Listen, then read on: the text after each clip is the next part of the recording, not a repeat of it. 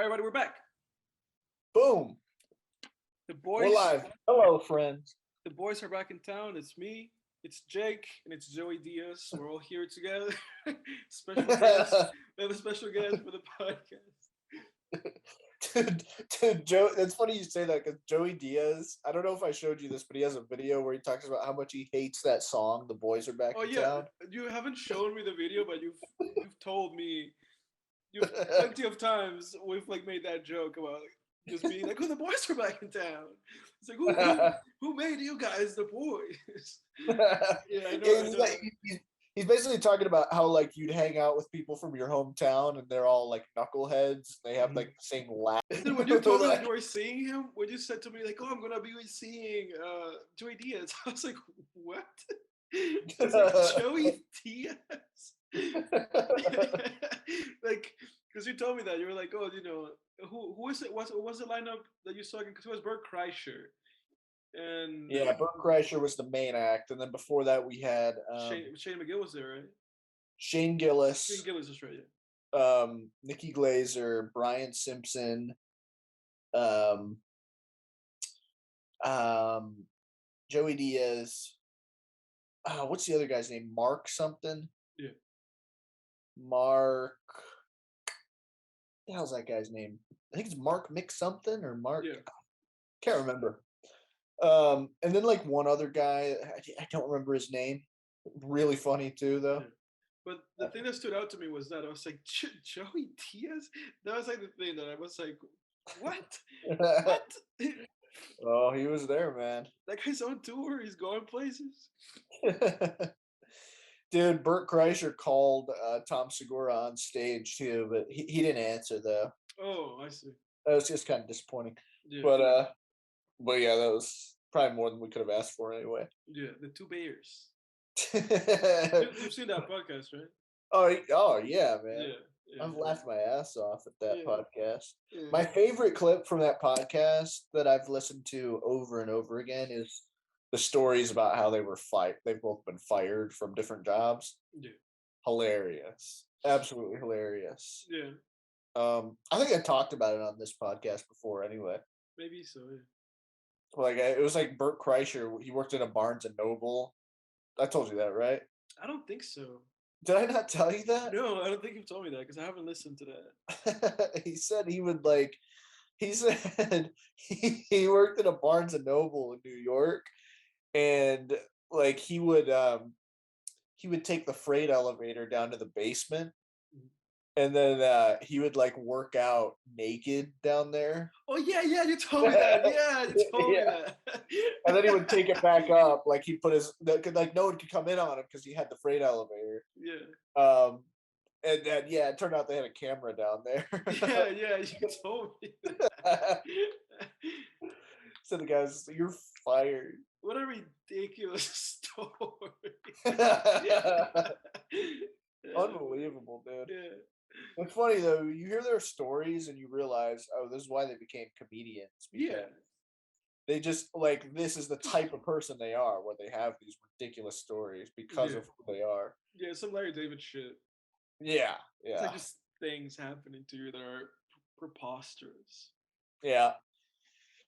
We got to pay our respects to James Caan. James Caan died today, July 7th, 2022. Yes. He was 82.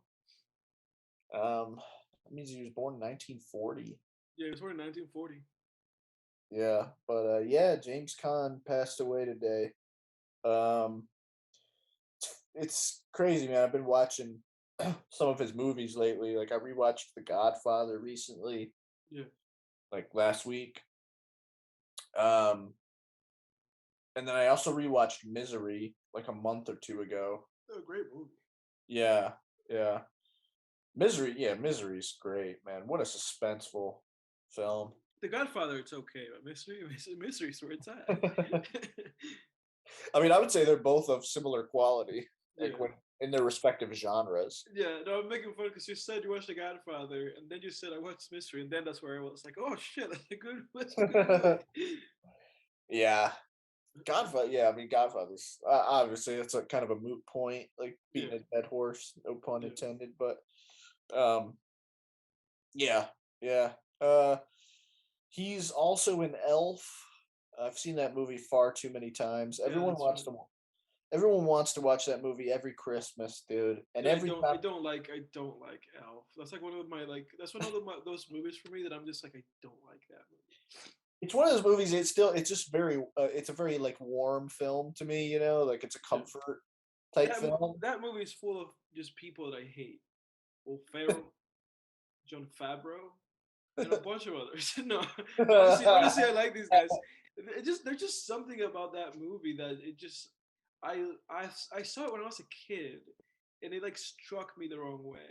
And since then, I've Really? not been able to shake it off. Like just having like a negative like idea of that movie. Really?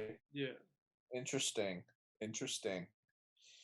Yeah, I don't know, it's one of those things, it's like it's a movie that I watch every damn year. yeah, Everyone wants to watch that movie around Christmas time, and I get it. It wouldn't be Christmas without watching Elf, for a lot of people anyway. yeah, And it's one of those movies where the more you watch it, think about it, it. Because here's the thing, you know me, I'm a very big like holiday person, so there's always like movies that I'll watch every certain holiday season. yeah, Whether it's Christmas movies, Halloween movies. Um, October is different because I'll have horror movies on sort of a rotation. So there's a few that I'll make sure I get to each year, but then I'll swap certain ones out. Like I'm like, oh, I'll watch a few new ones these new ones this year, and then I'll rewatch these specific ones this year. yeah, You know what I mean? But next year I won't rewatch those ones, but I'll always rewatch these few. yeah, But then like other holiday seasons like Thanksgiving or Christmas, like it's really interesting when you watch a movie once a year, two things happen. One, you're sitting there and you remember watching it 1 year earlier and you realize how fucking fast a year is. yeah. Oh, That's absolutely. one thing. Dude, when you're watching, like, dude, I watch Planes, Trains, and Automobiles every Thanksgiving Yeah, with my I know. family. That's a movie that I watched because I watched it with you. Yeah. And I love, That's a movie that I probably like to this day would not have watched. yeah, You know. but it's hilarious. Yeah, it is. It's hilarious. and I loved watching that movie. I think I was probably the one laughing the loudest when you yeah. showed it to me. Oh, dude, that movie has me in tears every time. Same thing when you showed me like Office Space. Like my God, man, I was dying watching that movie. Yeah, Office Space I think is probably one of the greatest comedies ever made. I think so, man. I think so. What I was saying though about like Planes, Trains, and Automobiles, right? We watch that every Thanksgiving night, Mhm. right? Every year, my family and I, we all, you know, sit out on the couch, we watch Planes, Trains, and Automobiles, we laugh our asses off. And when you do that, when you rewatch a film once a year, dude, the same day, like, dude, I'll be sitting there watching Planes, Trains, and Automobiles, and I'm like, holy shit. The last time I rewatched this was a year ago. Yeah, And it doesn't feel that long ago. It feels like I'm just right back here. Like, dude, it's the weirdest feeling. yeah, But then another thing happens, not so much with that movie, because that movie's just so good. But there's other movies, especially when you started watching those even younger, like, oh, this is a movie we watch once a year, you since you were a know, little kid, right? And you you get to just realize, like, holy fuck, I've seen this movie so many damn times. Like, I know every damn scene. Like, there's no new details that I'm noticing in this. yeah, Like, and you don't think that that's that much watching a movie once a year, but yeah. dude, after a while, it adds up to where you're like, holy fuck, I've spent like like 24 hours of my Yeah, life just watching this watching. movie It's combined. interesting. It's interesting too because I feel like sometimes you know distance from a thing allows you to appreciate it, right? Yeah. But maybe distance from a thing that you do always at the same distance, you just like have this like groundhog effect, maybe. Yeah. Yeah. One movie that I had to just drop last October, like one of the more family movies that like when my family and I get together, we'll watch is like Hocus Pocus. Yeah.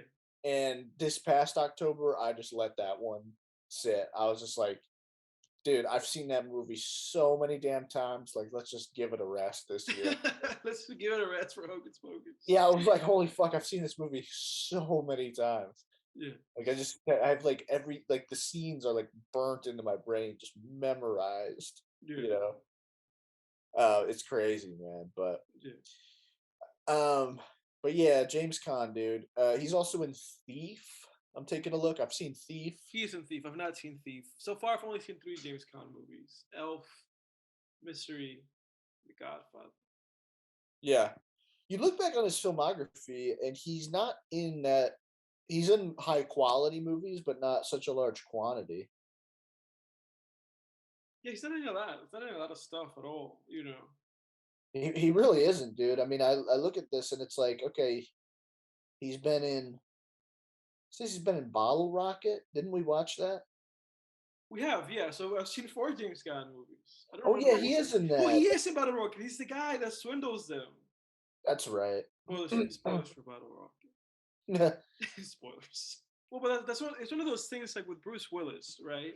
Where like if you look at Bruce Willis's IMDb, I think you can probably see like 20 like direct to DVD, like not even DVD, direct to like like video on demand, like direct to Amazon Prime movies. Yeah. And obviously like Red Letter Media like did like 2 episodes, like 2 hour long like, plus episodes, or did nothing else but review those movies back to back to back.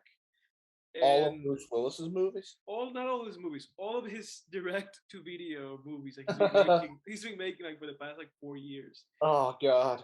And they just talked about how those movies are made for like $1 million and like and a half, Yeah. and how that million is Bruce Willis's payment.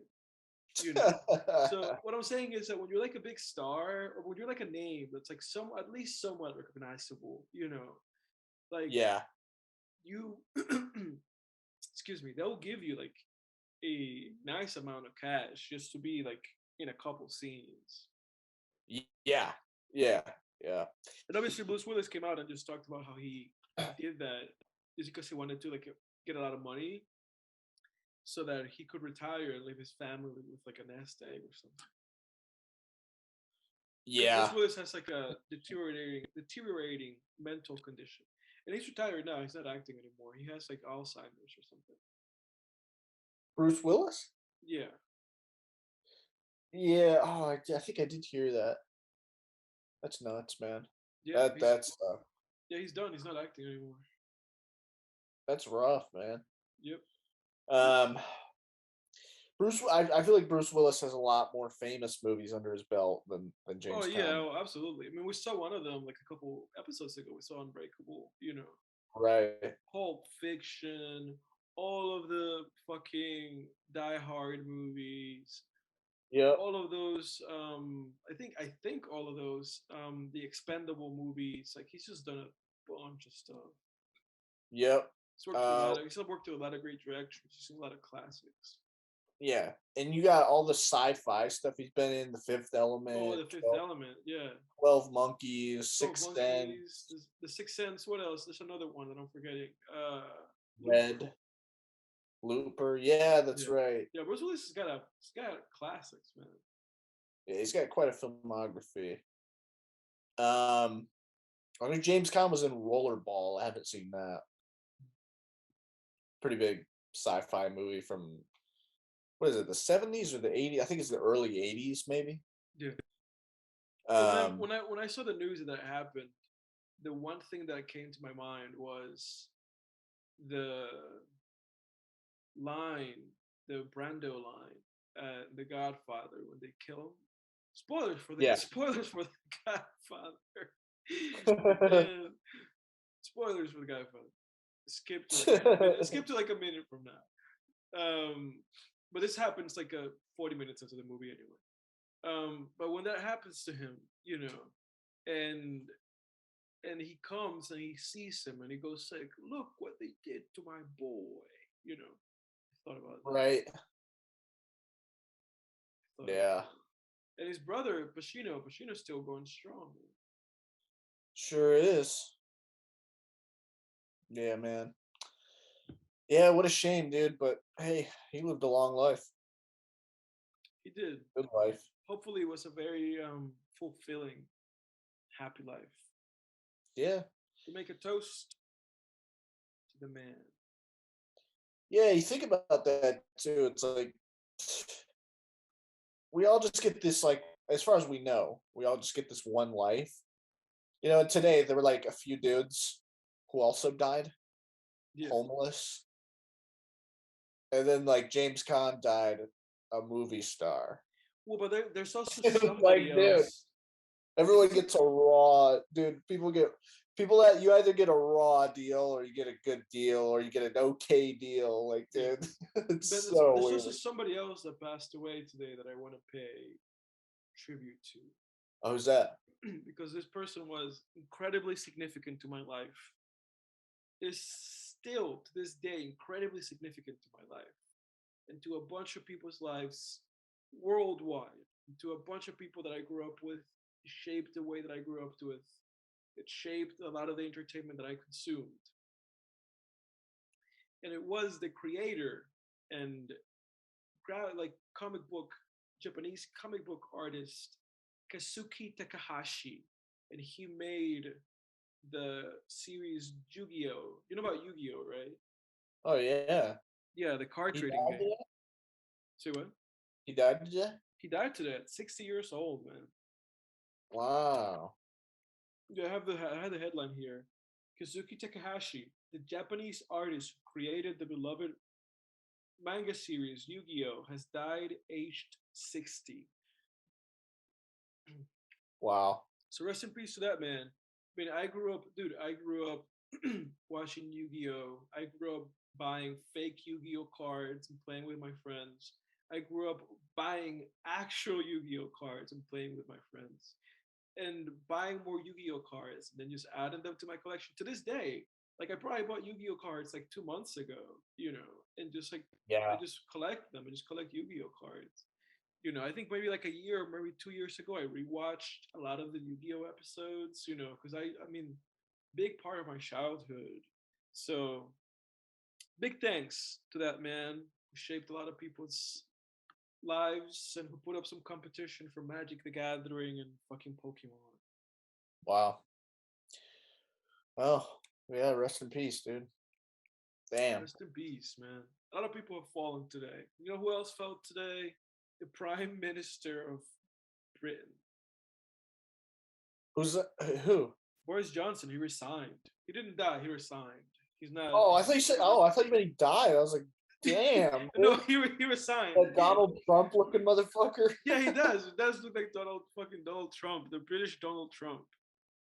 Yeah, to me that's like so weird that like he also has The or blonde. Britain also has a version of Donald Trump. Just Yeah. like what is going on? Yeah, he resigned, man. He stepped down. I don't know who's gonna fill those shoes.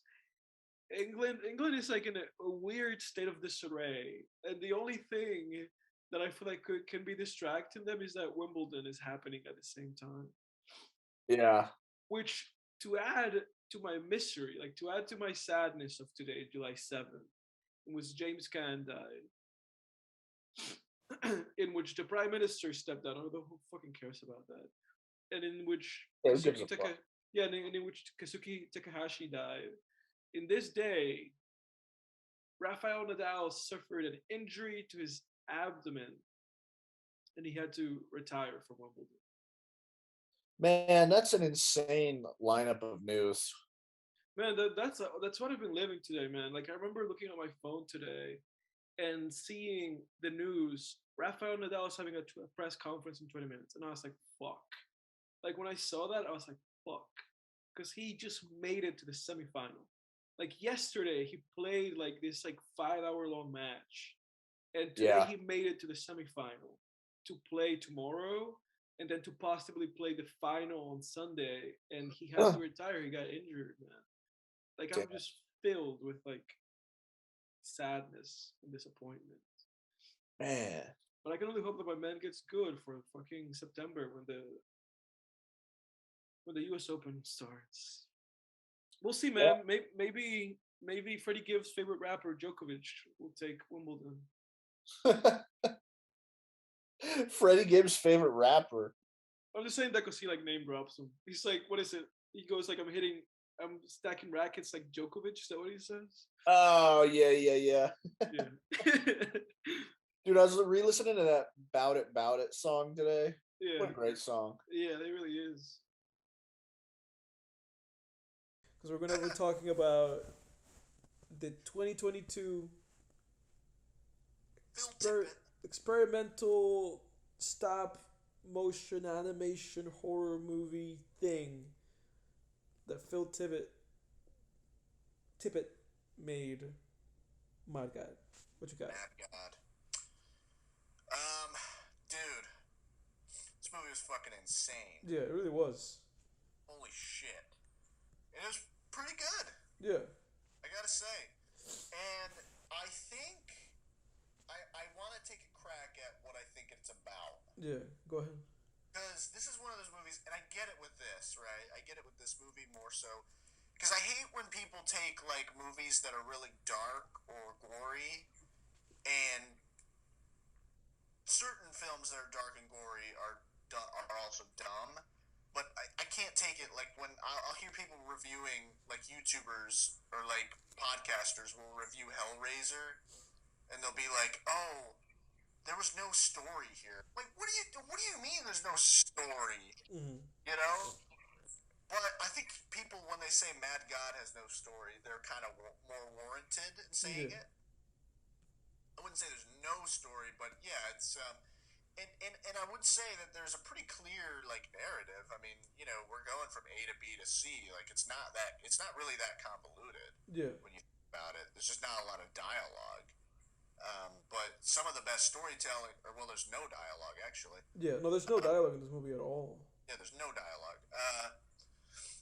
And so I think I know what this movie's about. And as somebody who is a rigorous student of theology, Mm-hmm. I thought immediately, just from the title, you can kind of tell, but I confirmed it about a third of the way through, at least up to the end of the first act, that this movie is about the problem of evil. Yeah. And so, are you familiar? You're probably familiar with that idea, right, Edward? Well, explain it. Somewhat. Yeah. It's a theological, philosophical issue. Basically, I have this page pulled up. So the problem of evil is the question of how to reconcile the existence of evil and suffering with an omnipotent, omnibenevolent, and omniscient God. Yes. There are currently differing definitions, of these concepts. The best known presentation of the problem is attributed to the Greek philosopher Epicurus. I hope I'm pronouncing that right. And it was popularized by David Hume. Mm-hmm. It basically goes like this, and I think everybody's probably heard a version of it. And it's like, is God, and it's mostly regarding Abrahamic gods. That's pretty much most of the time what it's attributed to. Mm-hmm. Because Buddhists really don't believe in a God, and then Hinduism, they don't make any claims of omnibenevolence or omniscience or omnipotence. Yes. So pretty much, if we're talking about modern major religions, it pretty much applies to Abrahamic religion. Yes. Islam, Christianity, and Judaism. And to sum it up, it's basically, okay, so is God all-loving, right? So if God is all-loving and all-powerful, right? Mm-hmm. If he's all-loving, does he care to stop evil from occurring or bad or suffering from occurring. Right. If he, if not, then he's not all loving. Yes. Is he all powerful? If he's all powerful, is he powerful enough to stop evil? Right. Right. If he's all powerful and all loving, then whence cometh evil?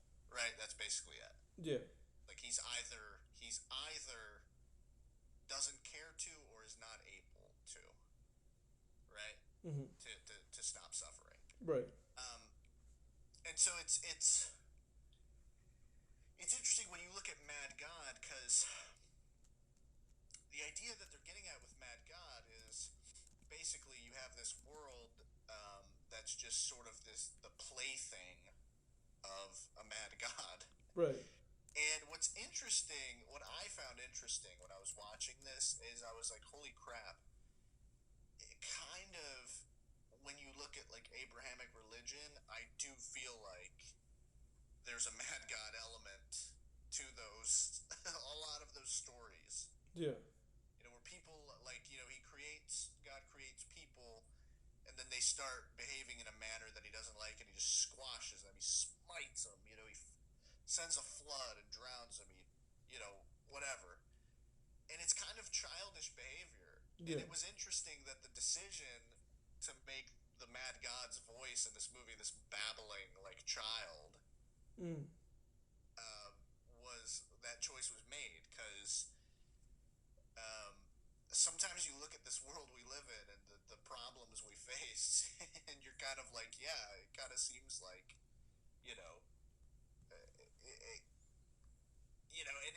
and there's, with the problem of evil too, there's one very interesting idea of reconciling the problem of evil.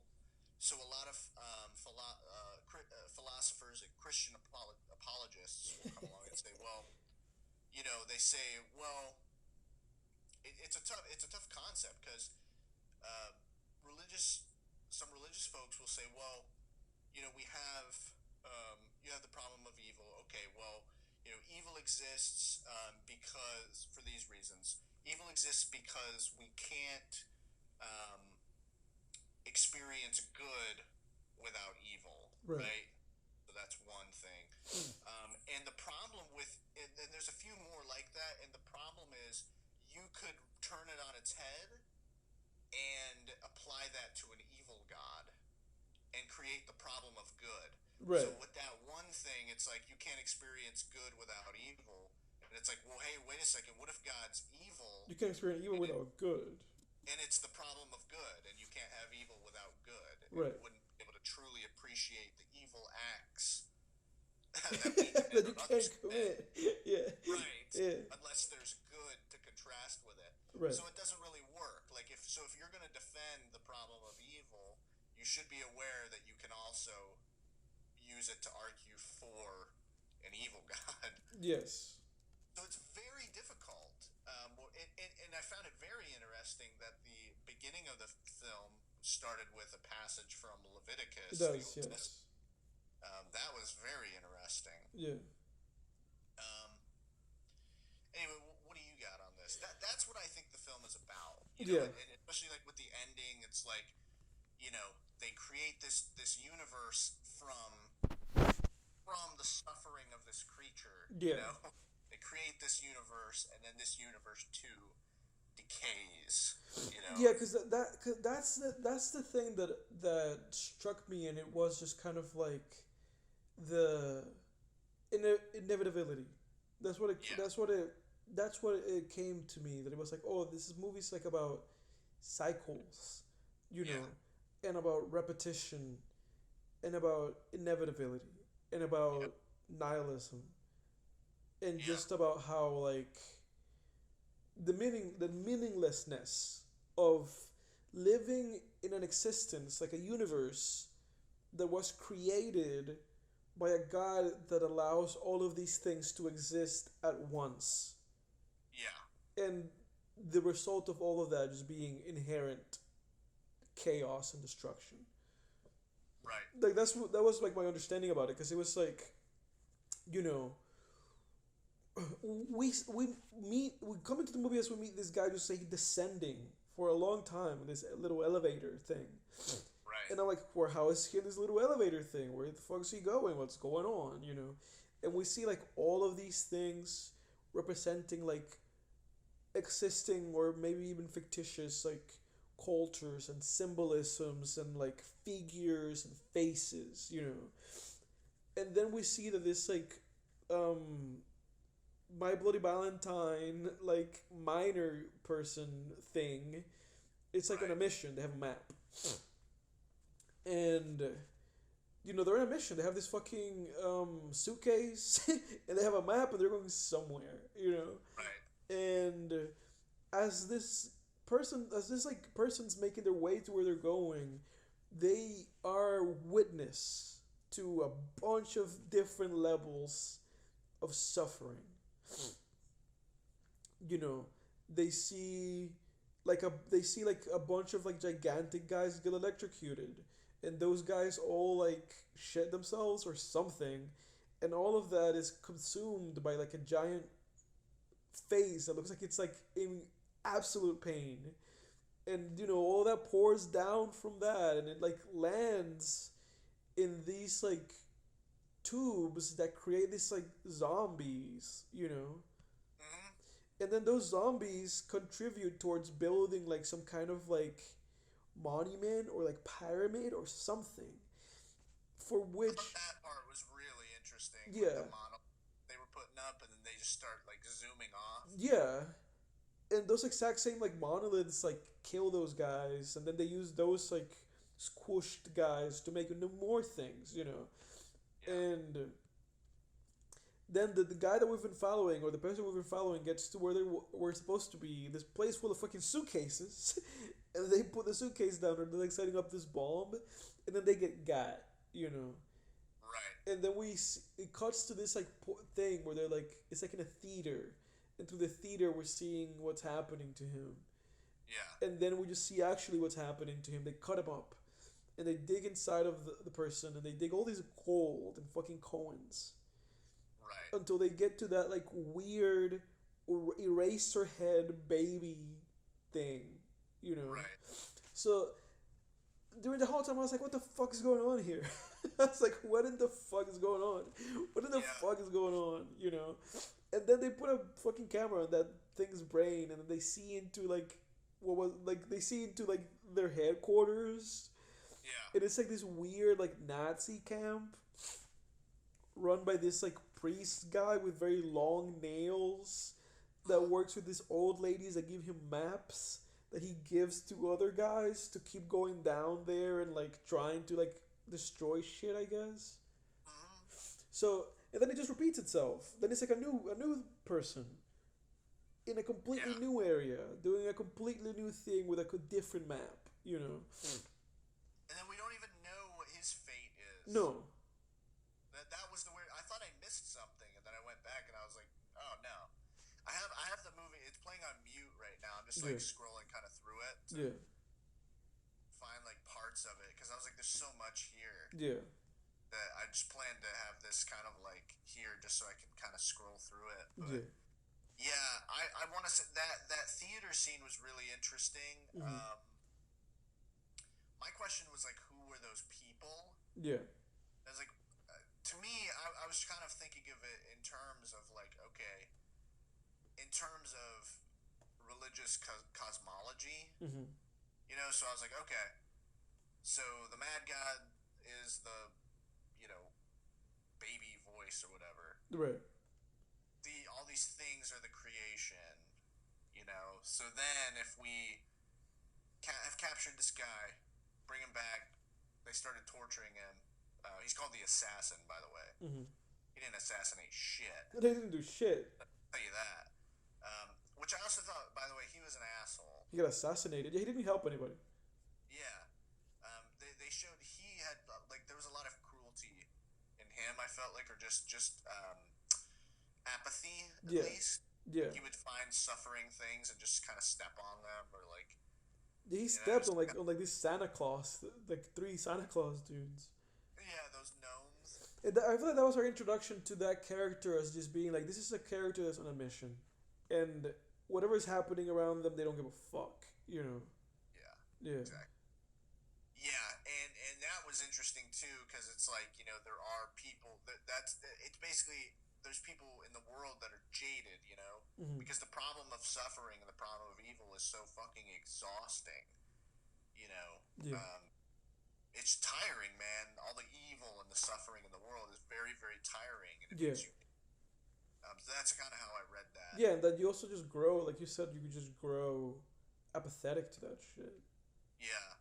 The way I read though that theater scene, because I was thinking of it in terms of religious cosmology, and I was like, okay, if these guys are the creation, the mad god's the baby, they bring this guy to be tortured, and it's being watched by these mysterious people. I was like, okay, these people are not those zombie things. Right. I concluded that those people were either angels or demons, Uh huh. at least in terms of this world, like quote unquote. Right. Like they serve the similar purpose. Because if this God does exist and this God's if a God exists, right, and he's Hmm. evil like this movie portrays, then it would follow probably that the his angels, if he created them, Right. would be watching our suffering and delight. And rejoicing. Yeah, I mean, like, great. Yeah. Yeah. By the way, for anyone who wants to know what the worst hell in any religion is, it's probably Islam, because I think that's where that one is. I looked into that, dude. Holy crap, man! Yeah. There's like angels in hell that torture people. Dude, it's insane, man. Yeah. Um, Crazy shit. But like they really, when they were putting that shit down, man, they were just like, man, we really don't want people. We really don't want people questioning or mocking Yeah, we want people to this. stay in line. We want people to stay Yeah, in line. yeah. Yeah.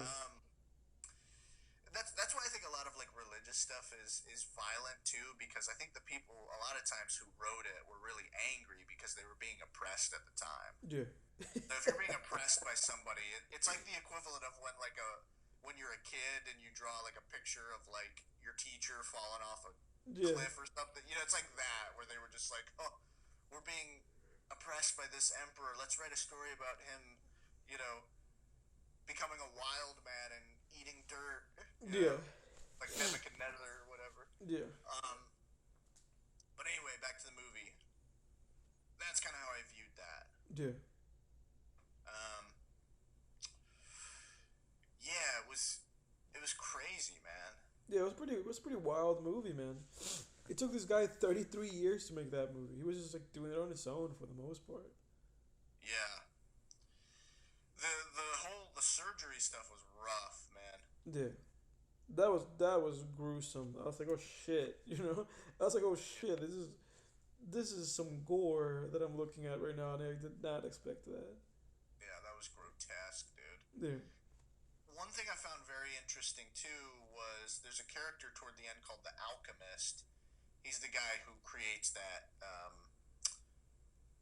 So the guy in the bird mask brings the baby to him. He's that guy. He's the guy in the hood, and Yeah. he's that face is like looks like kind of like a mole or something. Yeah, no, that guy's like, and that character's fucked up because that character is like electrocuting those monkeys, and then he was like, he had like this little garden with these like little like alien looking things, Yeah, and he that's what just I'm like. fooled them. He gave them food, and they were all happy, and then he like killed one of them. Yeah, So that guy was like getting a lot of pleasure from exalting pain in other people, in other yeah, beings. right. I was listening to something the other day too, because here's the thing, right? Like you watch something like that, and by the way, too, in this scene when he put those mealworms in there, Yeah. at first I was like, oh, this is nice, these little creatures, and then when they started eating the mealworms, I was like, ah, this is still disgusting. Yeah. Just sucking them through those little holes in their heads. Yeah, they just had this little hole and they just sucked it down. But this scene kind of reminded me too of like so you have this scene, right? Hmm. And it sort of reminds me of maybe like indigenous people who might get preyed on by like a leopard or a jackal or something like that, Yeah. or hyenas. Like I read a story recently about a guy, horrifying dude. This guy who's like 80, like this old man in Africa was dragged from his bed by hyenas Yeah. and ripped apart. And you look at stuff like that. That's what this scene kind of reminded me of. Hmm. And then there's those weird roach things that are playing cards. Yeah, they're playing cards. They're like, they look like fleas or something. Yeah. But you know, one thing too, I was listening to a small like quick debate the other day about the problem of evil, and a lot of the things, and I used to kind of think this way too, right? Hmm. Whereas like there's another argument toward or against rather the problem of evil is like, well, evil and suffering exist so that to like test us and to put us through things that we come out stronger the other side on the other side. Yes. That is, and someone pointed out in the video, it was a clip from this show called Talk Heathen. He pointed out that that's like main character syndrome, like protagonist syndrome. Like we're like the main character in our movies, and we're like, oh, this evil exists so that I can become stronger from it. And it's like, yeah, well, what about the guy that got ripped from his bed by hyenas? Right. Like that one, I feel like you can knock down real quick because it's just like there are. I get it. Like you think like, oh man, the struggle and like I'm stronger for it. It's like, yeah, but there are people throughout history that have gone through horrific things. Yes. With no upside whatsoever. No upside whatsoever. Some of the most horrific crimes, dude, that weren't reported in the news because they're so horrific. Yeah. Some of them just most grotesque and god awful things that have happened to people. Yeah. Where the suffering is just so excessive that it's like you can't. This person did not become stronger for this. Yes. Even if they survived it. It's like that whole thing. What doesn't kill you makes you stronger. That's bullshit. It's true when you get fired from a job, maybe, but it's not true when you're kept in someone's basement for like 5 years and tortured. I don't know where this is from. It might be from The Dark Knight, but it's like that line where it's like, what doesn't kill you makes you stranger. is that where that's from? Yeah. Yeah. And he's kind of right, dude. Because there's people that when there's certain people that have horrific shit happen to them, and it's like their life is pretty much forfeit. Yeah. Oh yeah. Absolutely. It's over. Like it's over. You're never gonna be happy again. Yeah. But yeah. This movie at its core, I think, is just about cruelty. I think so. Yeah. Cruelty, man. It's just about cruelty, and like it just makes you wonder, like, why are things so cruel to each other? Right. And every single character in this movie was evil. Was bad. Yeah. Everybody was bad. So It's one of the bleakest. It's probably the bleakest film I've seen since like Hellbound, Hellraiser 2, probably. yeah. Like it's like on that level of just bleak. It's also just like it's so nihilistic. Yeah, it's just bleak, like you said, because it's like,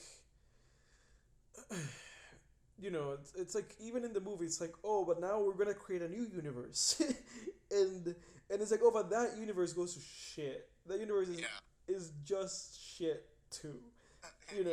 And then it's like nothing matters, Like, there was a moment in the movie where like one of those monoliths just like flies right into the camera.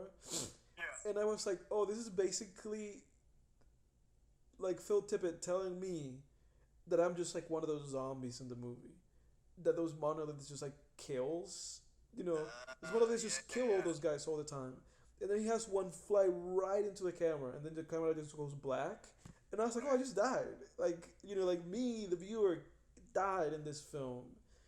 And it's just him saying, like, You saw me so many times make this gag in this movie about this fucking little zombies getting squished. None of that happened to you. You're Yeah. that. You're that. That's what you are. You know. And at Yeah. that moment, I was like, oh shit, I need to stop watching this. Oh yeah, I think you're spot on with that, dude. Um, yeah, because it's one of those things where you look at like our universe, and a lot of theists and people, believers will say, well, the universe is so clearly fine tuned. It's like, really? Yeah. I don't think so. We're like like Earth. Earth is a crumb of moldy cheese in the corner of a giant freaking auditorium Yeah. that's otherwise devoid of life. Right. You know what I mean? Like it is not. It's like saying that auditorium was built to house that crumb of moldy cheese that fell 2 days ago. Right. You know what I mean? It's like no. Moldy cheese. Yeah, it's like Yeah. what is up with all of this empty space? Right. And I think that's kind of what this movie's trying to say is just like if there is a God, he is truly mad. Right. I think that's kind of the premise of this film Yeah. in a nutshell. Yeah. I think this movie was like easier for me to digest than other like incredibly bleak films. Just to mention one like fucking Bone Tomahawk, or to fucking mention another one by the same fucking filmmaker, Brawl in Cell Block 99. Like I think it was easier to digest than those nihilistic lumps of filmmaking because of this just being stop motion animation and being so short. Yeah. Yeah. Well, this movie's beautiful too. Yeah, no, this movie's gorgeous. We Like haven't the even gone into the visuals, but the what else is there to say? the textures and the colors, like it just looks so good. Yeah. And the music's really good in this movie too. Yeah. And I mean, I was just taken aback even by like in the very first or one of the very first scenes when he's first going down in that cable car thing, Mm-hmm. and it's like cuts to these like insert shots inside that thing, and I'm Yeah. just like, how the fuck did he get like these such precise shots in this tense space in stop motion? Yeah, man, stop motion animation is like one of those like arts that just has to persevere because it's so good. This It those really movies is. those movies have so much heart. So much effort. We'll watch something that somebody took 33 years to make. Right. Yeah, and good for him, dude. That this movie is sitting at 92% certified fresh. I mean, Yeah, people man, don't feel so happy about it on IMDb. It has like a 6.5 on IMDb. yeah, shit. I say the tomato meter is what matters because that's what shows up. Yeah. You don't see that IMDb rating unless you go looking for it. Yeah, it's for me. All three of them show up. For me, like when I look up a movie, it shows the IMDb one, and then the Rotten Tomato one in the middle, and then like Yeah. a Metacritic one or some shit like that, or like the Letterboxd one. It does for me too. When I say those other ones don't They don't show put up, those on the Blu-ray of the thing. like on my Apple TV, right? Like Oh, I all see. I'm looking at Mad God right now. Yeah, All I see is 92% Yeah. Rotten Tomatoes. I don't see any of those other ratings. yeah, But whatever. Like, yeah, good for this guy, Phil Tippett. Yeah, he created something that I think is up there with like, I mean, it serves a similar purpose to like 2001, yeah. where it's just very thoughtful, Mm-hmm. cosmic, just cosmic level thinking. Yeah, And this movie definitely warrants, rewatch a bit. Rewatch. yeah. This is one of those movies. This is one of those movies that you probably should like rewatch like every now and then, and just be like, okay, do I have an hour and 20 minutes?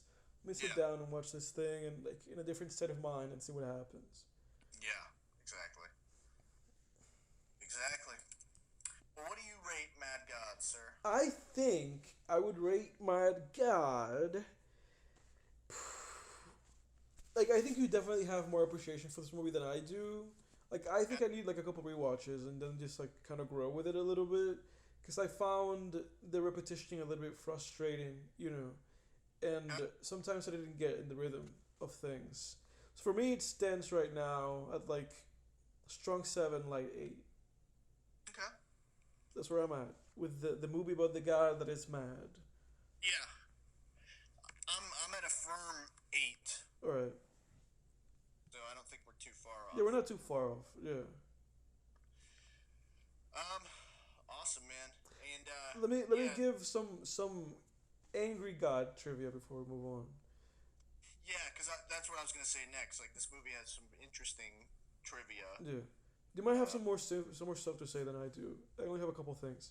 yeah. Um, Go ahead. in this movie, it says special feature, and I suspected this, and it says Maya Tippet. So I guess his like daughter was the voice of that. It was like that baby voice or something. Oh Um, wow. so because I looked at all the credits, it was like only like a minute and a half like long credit sequence. It's like Yeah. I'll look at what is going on here. I think this movie was crowdfunded, because at some point there's like 30 seconds long of this huge blocks of texts of just saying thanks to a bunch of random people. Yeah, yeah. And I was like, okay, they must have like crowdfunded this to release it. He did. Yep.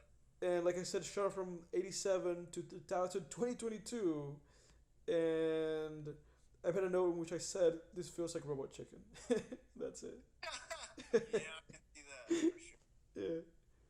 Um, yeah, I think a couple interesting points of trivia that I remember looking up.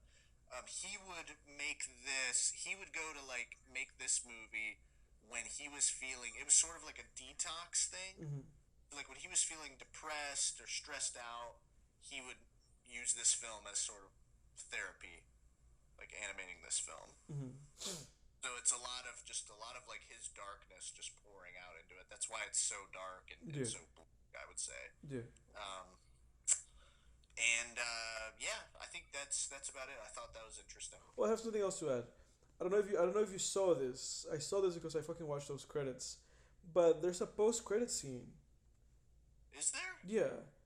Oh, I didn't see it. And if you're looking at the movie right now, you can probably just go all the way to the end of the credits. And it's like it's like basically that weird like priest long nailed man sending another one of his soldiers down. Oh God. So I just wrote the cycle continues. Yeah. The Yeah. cycle continues. Yeah.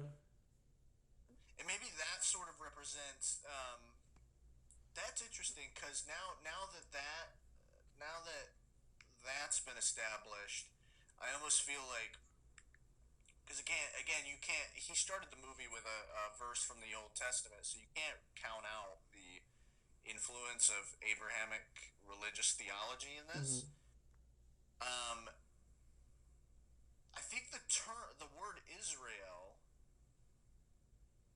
means he who wrestles with God, I Mm. believe. And that's the whole story of like the creation of Israel is created through a wrestling match Yeah. between I forget who it was, someone and God. And I feel like maybe that yeah, Jacob in the Genesis narrative, Jacob spent the night alone on a riverside during his journey back to Canaan. He encounters a man who proceeds to wrestle with him until daybreak. In the end, Jacob is given the name Israel and blessed, while the man refuses to give his own name. Hmm. But yeah, they always talk about that um, as sort of like a wrestling match with God. Yeah. So maybe that's kind of what he's getting at with that whole sending guys down to bomb that realm. Yeah, just like this back and forth that's going on. Exactly. Yeah. Very interesting. Very interesting. Sorting Very it out. yeah, like you said, very fascinating movie, very thought provoking, worth revisiting, worth appreciating, worth not shedding on. This is a movie that somebody just put so much effort into, you know. Yeah, definitely. But for a little segment, a little letterbox review segment, I'm gonna read two of the shortest and most popular reviews. This is a 10-star review from Karsten. It says commits to the bit at an aspiring level. And I saw it and I was like, I guess I agree, you know, just like being like, this is what we're fucking doing here. Yeah. Nobody's gonna say anything. There's no dialogue. This is just it. Yeah. And on the other side of the spectrum, the most popular negative review. There's a review from Megan Bitchell, and it says, "You know when you're at an art museum and a movie's playing that you don't have context for because it's just a loop from a longer movie or something." So that's what this whole thing felt like for me. That's what that was. Well, Megan, you need to turn your brain on. Nah, I'm just kidding. Oh, oh. Yeah. I get it. I get it. Yeah, no, there's an element to this movie that feels like that, you know. Yeah, I get that. I do feel like people are a little bit soft sometimes with stuff like this, though. Yeah. Like, oh my god, it's so dark and gross. It's like, yeah, let's philosophize a little bit, Yeah. shall we? I don't know. But yeah, man, everybody listening, that's this week's podcast. Jake, do you have next week's film? I do. Oh, look at that. Next week's film from 2005. Uh-huh. It's made to look like a horror film from the 1920s. Okay. Called The Call of Cthulhu. The Call of Cthulhu. Based on H.P. Lovecraft's short story of the same name. It's a featurette, actually. So this one will be very quick. This is at 100% Rotten Tomatoes. Yeah, which I thought this was interesting because it's been a dream of mine for a while, and I'm definitely gonna make it happen one day because I have a very soft spot for movies that I was really into when I was a kid, which are 1950s atomic monster films, such as Godzilla, The Beast from 20,000 Fathoms, Yeah. The Giant Behemoth, The Black Scorpion, just movies like that. Some of them are cheesy, some of them are, whatever, but they range from fantastic, like Godzilla, to like pretty awesome, like Beast from 20,000 Fathoms, to dog shit. To just schlock. Yeah, just pure schlock. Tarantula, that's another good example. So many of them, and it's been my dream to make a film that looks like it comes out of that era. Yeah, oh, that's great, man. That's basically make a 1950s giant monster film. Yeah, that's a great ambition. I'm with it. Yeah, and you can make that on a low budget, and just get it done. Have all the stop motion and everything in it. Get Phil Tippet to do it. Right, but that's why I thought this movie was interesting because I discovered it. I didn't even know this existed, and I was like, wow, okay, so this is like the same kind of thing. He made like an old black and white horror film, but in the modern age, and just made it look like it comes from that time. Yeah. And it looks like it has, kind of a cult following and really good reviews. Yeah. All right, man. I'm with it, man. Next time on Film Tangents, we're watching The Call of Cthulhu 2005. Next time, get excited. All right, buddy. Get excited.